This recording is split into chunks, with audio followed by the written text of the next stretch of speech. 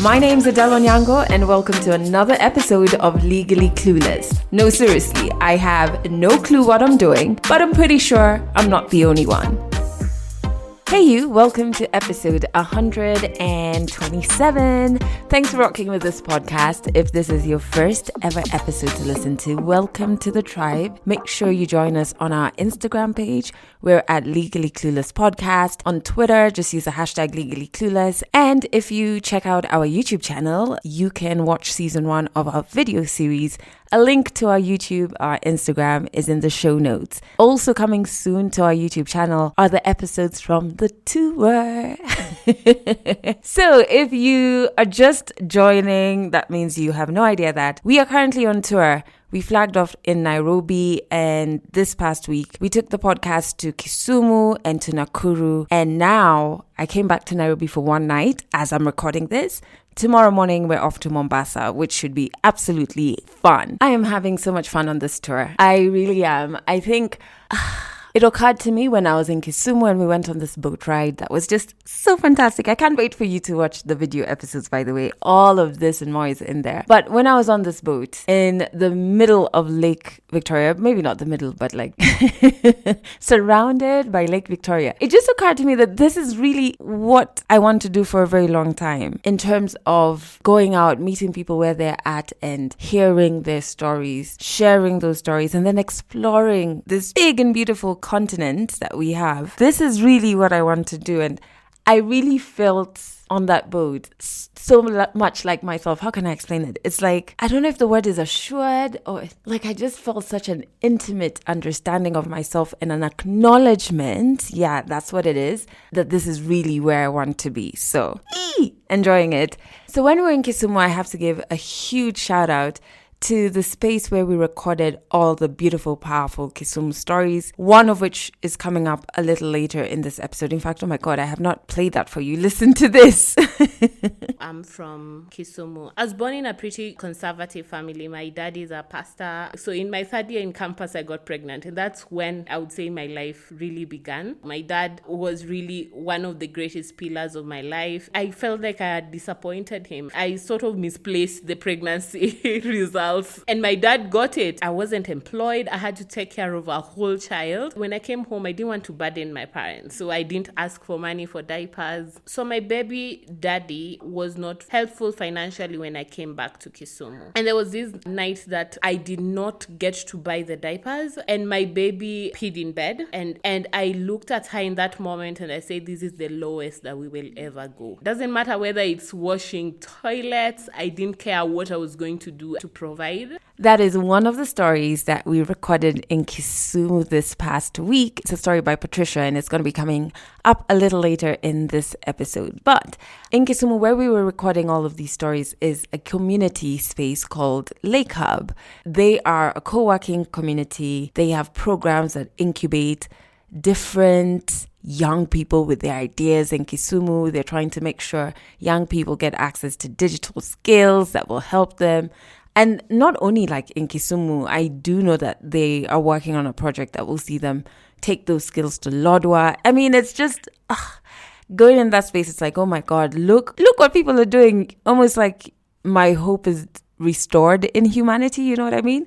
So if you check out the show notes, you can get a link to check out Lake Hub and see all they're doing. And if you're in Kisumu, how you can connect with them. Trust me, you want to. So day 1 in Kisumu was spent recording these stories, and day 2 was spent exploring and shooting the video episode. One of the places that we went to, which is super important, is like my home, my ancestral home, which is about 45 minutes out of Kisumu. It's a place called Simenya. And so I went to see my grandma, which was great. I hadn't seen her in so long. Obviously, we were safe about it.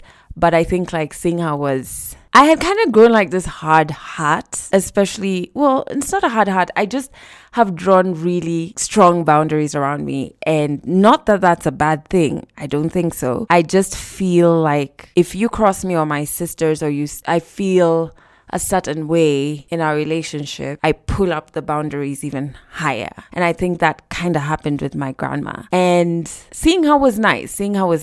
It was really awesome. I mean, she cooked for like a whole village and we were just 4 people, as grandmothers do, I guess. And we talked, but also most importantly, because that's where my mom is buried, I went to see my mother's grave. Now, this is where I'm so thankful that I work with a very close friend who's been a friend for possibly just over a decade. Because it's always good to have someone around in those moments to, what do they call it? Like just to not debrief you, like to bring you back when you've experienced such high emotional feelings. Wow, that doesn't make sense. Heightened feelings. Yeah, I think that sounds better. So at least I'm with my friend Roy, but I went to mommy's grave by myself. Initially, it was okay. I was sitting at the foot of her grave and I was just like talking to her. And then all of these emotions started coming. But the one that was very apparent for me was anger. So much so, I'm a crier, but it took me a while to cry in that moment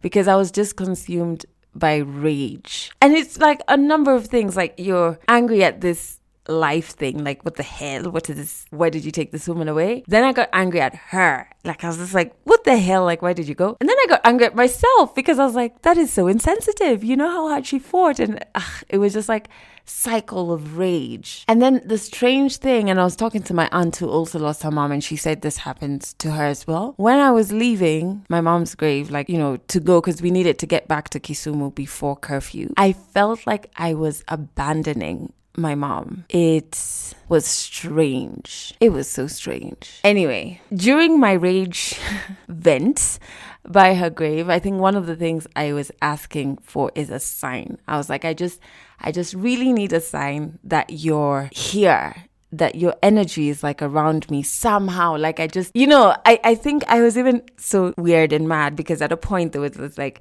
a rock by the side of, not a rock, like a stone by the side of her grave. And I'm just like, just make that stone move. just tingle it a bit.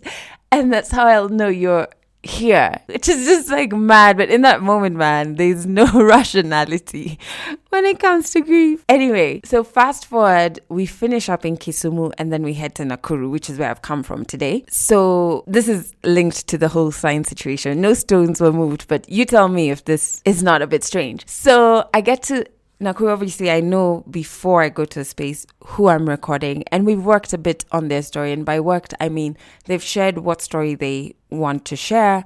I send them some prompts just to help them think harder about it. So that's the only thing that we do, because the stories then are very raw still. You know what I mean? They're not a performance. So, but I do have an idea during this tour, that is, by the time I'm recording someone, I have an idea of what story they're going to share because they had to write a brief about that when they were applying. So one of the storytellers was going to be sharing a story about her 3 very dear friends, 2 friends. So it was a story around friendship and celebrating that, and it was about memories and experiences. And I was like, ooh, that sounds yummy. Definitely want to record the story. And she walks onto the set. This is in Nakuru, guys. She walks onto the set. She actually tells me, I changed my mind about what story I'm going to share. I'd rather celebrate my mom. I'm like, okay, that's great. She starts sharing this story about just things. Obviously, you'll hear it a little later down the episode line, but in a nutshell, without giving too much, she talks about some fond memories she's had with her mom, and then it becomes a grief situation after she loses her mom. I now understand when people will say they listen to a story on this podcast that they connected with and it was just theirs. Not to say I've not connected with other stories, but this one was strange. It was like this lady opened her mouth and it was like she was sharing my story. There were things she was talking about in terms of memories with her mom that they did that I did with my mom. She's the last born.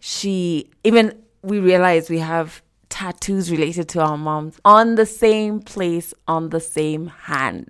Anyway, so I've never cried, not once, when recording over 150 African stories for this podcast. I have never cried. But at a point in her story, she talks about the burial, and it just was me. It just took me back to like being at my mom's grave 2 days before that. The tears just came out. Then she started crying and I was just like, oh my goodness, I'm sorry I made you cry. But I understand the magic now. I understand fully the magic of storytelling. Not to say that I didn't before, but let me tell, this was such an intimate connection. I don't believe I've had that before. And so I can't wait for you to hear all the powerful stories that we're recording during this tour. And I feel like I choose to be, when it comes to that particular story, I think that was the sign. Because there were so many things in that girl's story that were just the same as mine. And she even shared quotes and words that help her understand grief and death and love. And I can't wait to share that story with you because it was just wild. Anyway, so that was Kisumu and Nakuru, and it's been so beautiful. I'm really looking forward to tomorrow going to Mombasa. Okay, before we jump into me sharing the first story from Kisumu with you, the song of the week. There is a song this week. There is a song. And this one I just stumbled on again. Like I loved it from before and then I just almost forgot about it and then I refound it. Don't you like when that happens with music? It's like you're discovering your best song all over again. So this song is by Della. Della is a Kenyan vocalist with a beautiful voice. And the name of the song is Wechetek, which in Luo, which the song is in, is just like things are thick, loosely translated. I think it's a beautiful song. If you check out the show notes, there's a link to that song there. Okay, let's jump into the story. I like this story a lot. It is, I feel like, more like a pep talk. There's so many insightful things that Patricia shares in her story. And if I was to capture it in a string of words, this story really is about how her child brought her, Patricia, back home to herself. 100 African stories on Legally Clueless coming to you from the road. We partnered with Africa No Filter to take this podcast on tour to Nakuru, Kisumu, Mombasa, and Nairobi, bringing you powerful and inspiring African stories.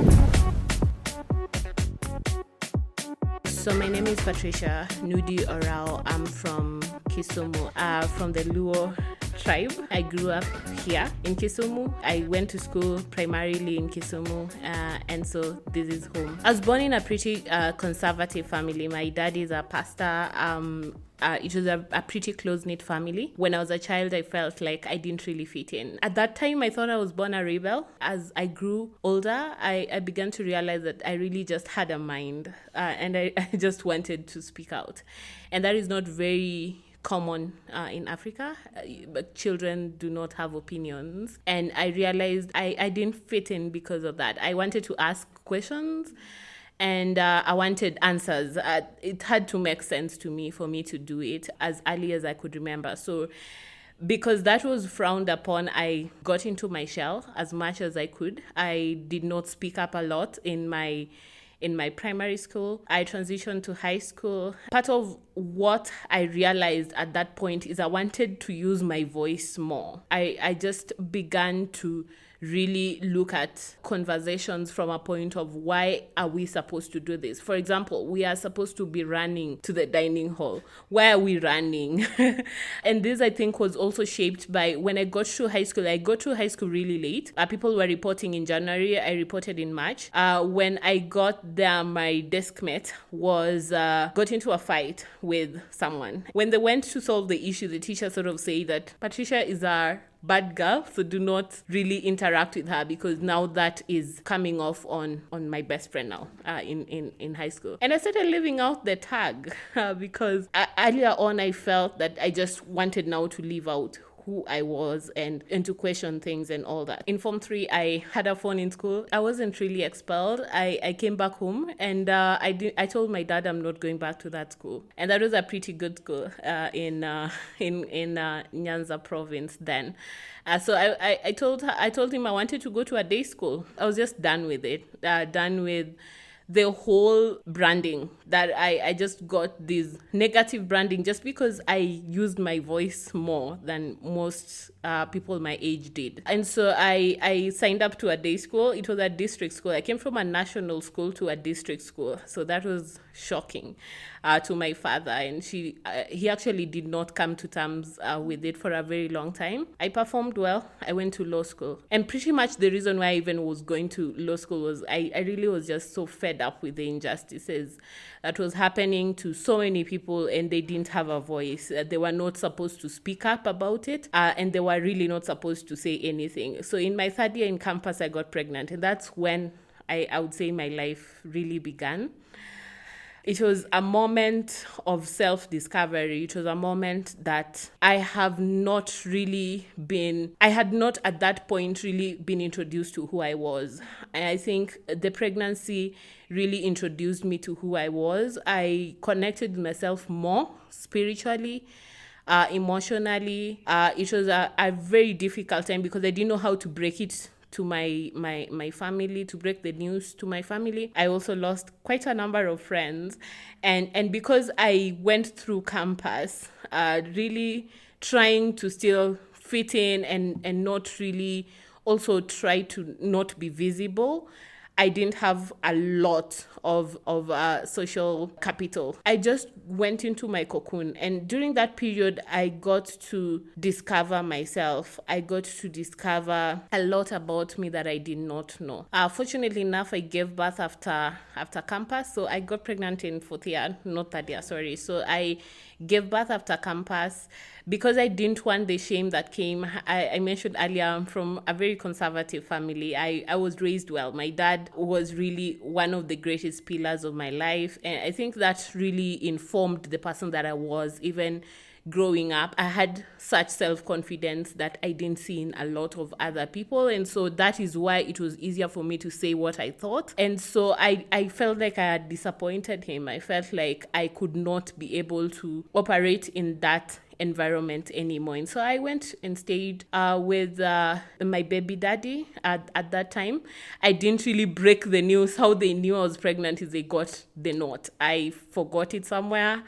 And that's how my dad discovered that I was pregnant. So I fled. Of course, I came home. I was still in my first trimester. It was barely showing. And so I left Kisumu for Nairobi, and I sort of misplaced the pregnancy results wherever that I got when I went to the hospital. And my dad got it in the bookshelf while he was arranging the books, and called my cousin, then was my best friend, and asked if there was a mistake because my dad did not believe what he saw.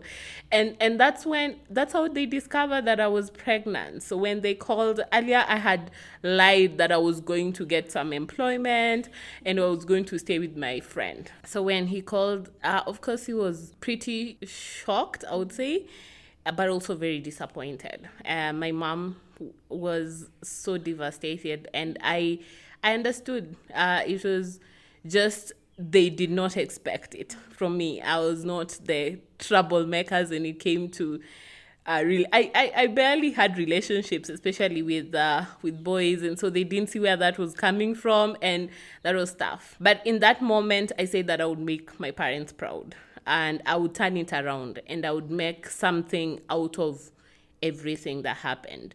And so I stayed there for a while. I spiritually connected with God a lot, and myself. I discovered that it was not my personality. There was nothing wrong with it. It was okay for me to say when I was not okay. It was okay for me to voice my opinions, and I just needed to accept that that's the kind of person that I am, and not to dumb down so that other people would feel comfortable. I also learned the closest person to me was me, and I needed to be my best friend. And so that experience for me was the highlight of my life. I would say I would never be the person that I am today if it were not for my daughter. She's 7 now. She has just given me so much grounding and just so much to look out for and to look up to, that I feel that if it were not for her, I would not be the person that I am. So to just backtrack a bit, I decided to come back home. After I had given birth, my dad told me, come home. And I think that was the best thing that I ever had from a parent. Despite the fact that everything went wrong, there was still a place for me at home, and I came back. I was pretty still depressed. I thought I had failed everyone. And because I wasn't employed, I had to take care of a whole child. I didn't know how to. At 23, I don't think I was even supposed to be having a baby in the first place. It's too much for any 23-year-old. And so I came back home. My dad recognized that I was depressed a bit, and I started seeing a therapist, but I also, what he did for me was get me a place to volunteer so that I was not at home and just sinking in my sorrows and all that. So when they took in the baby, they just loved her. and everything in that moment made sense. I was commuting from home to work every day, so I would get to also spend time, but that was my mommy's baby and my daddy's best friend. Until now, their connection is just so divine. I got to volunteer for a health rights organization because in my campus I did health law. I was very passionate about health law. I was very passionate about issues around gender-based violence and everything associated with that, and that gave me life, just serving and being there. But it was still me volunteering. So most of the time I didn't have the resources to be able to live the life that I wanted to live, or to give my daughter what my daughter really required. And because in Nairobi we had a pretty comfortable life, when I came home, I didn't want to burden my parents, so I didn't ask for money for diapers and the basic needs that my child needed. So I had to hustle. I had to look for ways to make sure that my daughter was comfortable. And so that required that at times I would walk very long distances on foot just to do the commute. Not because my parents did not want to provide for me, but I felt that I did not want to be a burden. And coming back to that promise that I made to myself that I would make my parents really proud. And so it was a really difficult time financially, but emotionally one of the most beautiful times of my life, because I recognized that in that moment that family was indeed everything. So my baby daddy was not very helpful financially when I came back to Kisumu. Part of it was because he was also very disappointed that I left, and so I understood where he was coming from. But I also got to a point that I got fed up asking for money. And I just say that if he wanted to come through, he will come through. But this was really my responsibility. And I wanted to make sure that I understood in that moment that I had everything in me to take care of that situation. I just did not want to go through the stress of asking. But also that sort of made me feel less than. And I wanted to just ensure that in that moment, I was everything that my daughter wanted me to be, because she was really one of the greatest blessings of my life. So I hustled a lot, but I didn't tell anyone I was struggling. So most people did not know how much I struggled. I walked on foot for so long to just cover some kilometers so that I could use the rest of the money to cover the rest of the kilometers so that my baby could have diapers. And there was this night that I did not get to buy the diapers, and my baby peed in bed, and she was so uncomfortable that entire night. And I looked at her in that moment and I said, this is the lowest that we will ever go. For me, I think that is the moment that I picked up myself. I told myself that enough is enough. I can do this. I was made to do this. I went back to work and I told the director at that time that I feel that I have served enough. I need to look for employment. Doesn't matter whether it's washing toilets. I didn't care what I was going to do. I just wanted to provide, and I wanted to make sure that my baby is comfortable and not to regret the fact that I left and came back home, because I also believe that was the best decision that I made. No one should ever get married just because of a baby. And so that was the turning point of my life, because of the work that I did that was really great around issues around gender-based violence. I was offered employment. It was not a lot of money, but the day I took my first check, that was I think the beginning of the rest of my life. I got so much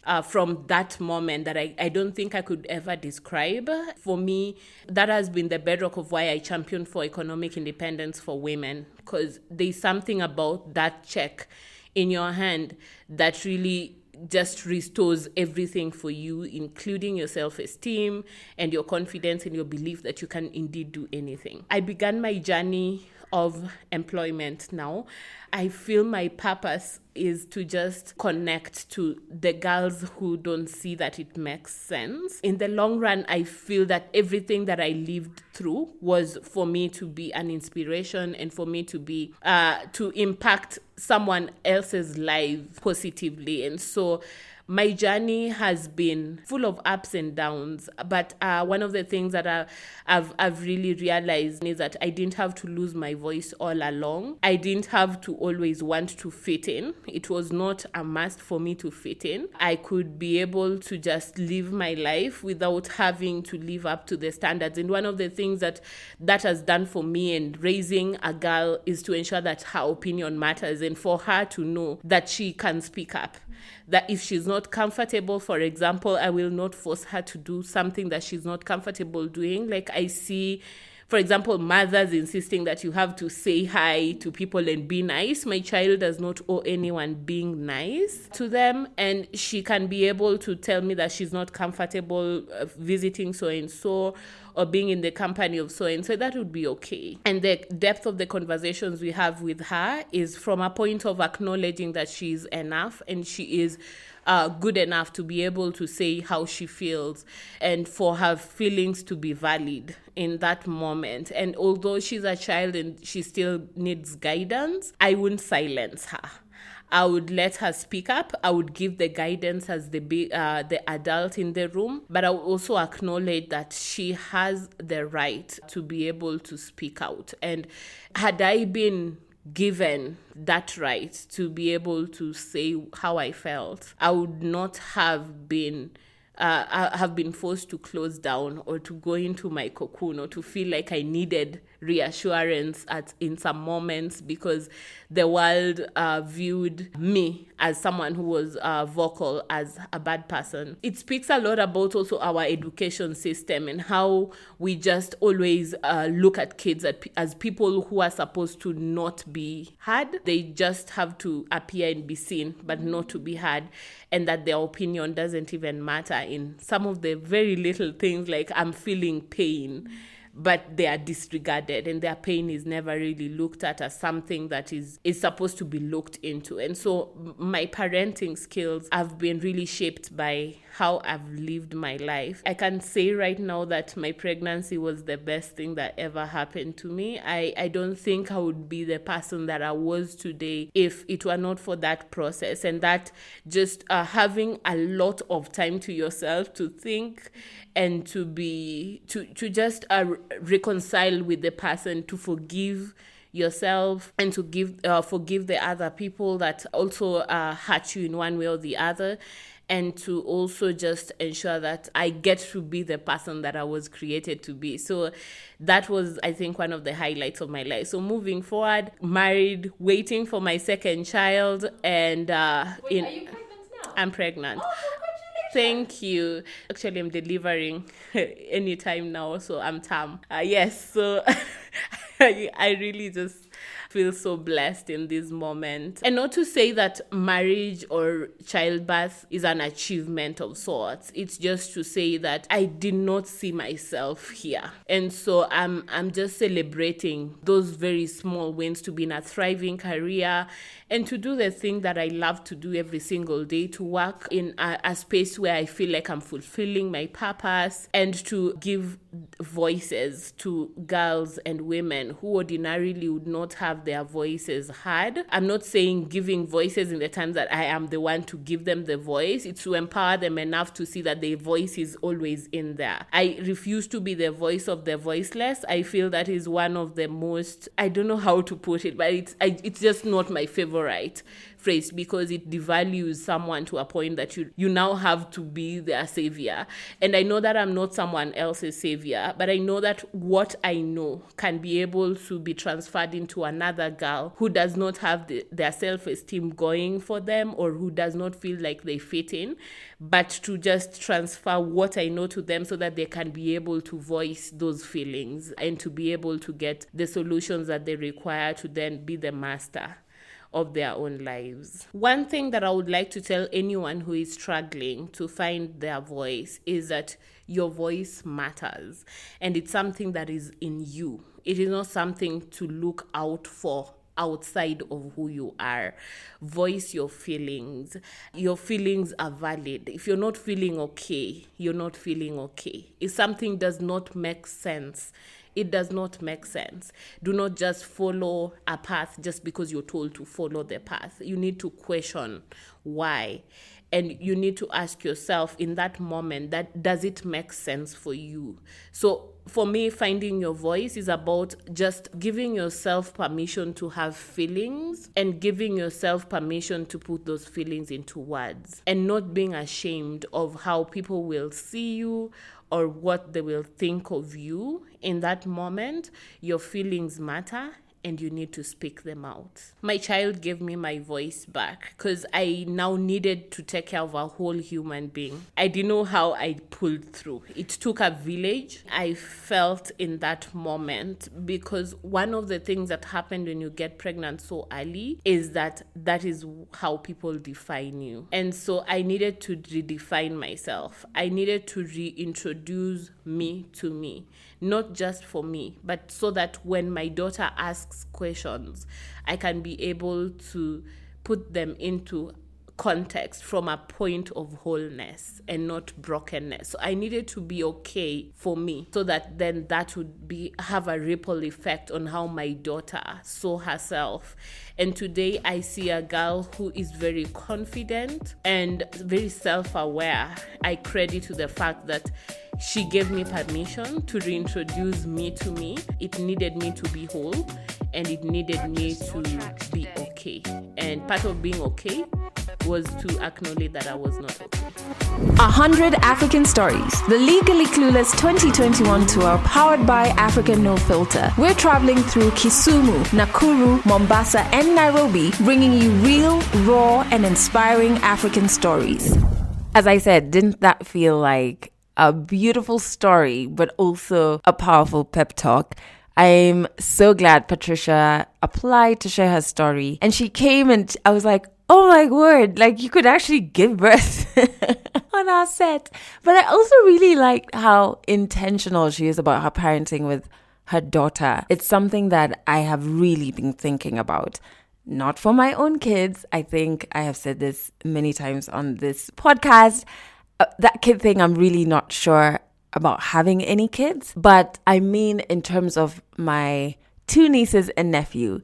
So yes, in the middle of all of this madness with the tour and everything, I think I may have mentioned it either here on my social media, I am an aunt again. So I have 2 nieces now and 1 nephew. Obviously, I've spoken about my first niece, Bernadette, with you before, and my sister has come on to the podcast and shared her story about getting pregnant and giving birth to Bernie. But also my other sister gave birth to twins, a boy and a girl. So it's they're just so gorgeous. But when I think about intentional parenting, I think about also my role being an aunt. Like, I really want them to be so self-aware, and I feel like that's going to be my role. And self-aware in terms of who they are, but also what is their responsibility in taking care of this world that we've been given, this magic that's around us, which is nature and other humans. Like, what's their role in being decent human beings? You know what I mean? And so I always think about that. I'm like, oh my God, okay, so when will I introduce this? I don't even know if their parents know that I'm just like working out an entire self-awareness syllabus for my nieces and nephew. But yeah, I think about it a lot because I'm the way I am because my mom was intentional about making us also self-aware and meeting us where we are. So I'm just thinking, okay, so how do we do this for these little people? So when Patricia was talking about it, I just kept thinking about my nieces and nephew. Another thing I want to be intentional about is my gratitude to you for listening to the podcast. Just found out that we are amongst the top 3 most listened to podcasts in Kenya on Spotify, which is amazing, right? So I'm very grateful that you listen to this podcast, and that when I check out the hotline number, I get messages like this. Hi Adele, my name is Sylvia. I really love the podcast. I've been a #1 fan since the first episode dropped, and I've been listening to the podcast all through. I binge on it when I'm working, when I'm showering. I really love the stories. They're very inspiring. Thank you so much for listening to this podcast. Remember, audio episodes go out every single Monday morning. The video episodes from the tour will be very soon on our YouTube channel, so make sure you click the link in our show notes. Go and go subscribe and turn on your notifications. In case you do not have show notes on the platform that you're listening to this episode on, just go to YouTube and search Legally Clueless Podcast. You will find us. I don't know why I sang that or this. Yo, I need to end this episode right here so that I can get to packing my tiny clothes. I hope Mombasa is hot as usual, because if it's not, I will be left with a bunch of crop tops and short shorts in the rain, which will not be cool. But yeah, I need to pack my small clothes for Mombasa. So I will catch you in next week's episode. That's it for this episode of Legally Clueless. You can share this podcast with your friends. You can keep it for yourself. I'm not judging. Just make sure you're here next week for the next episode.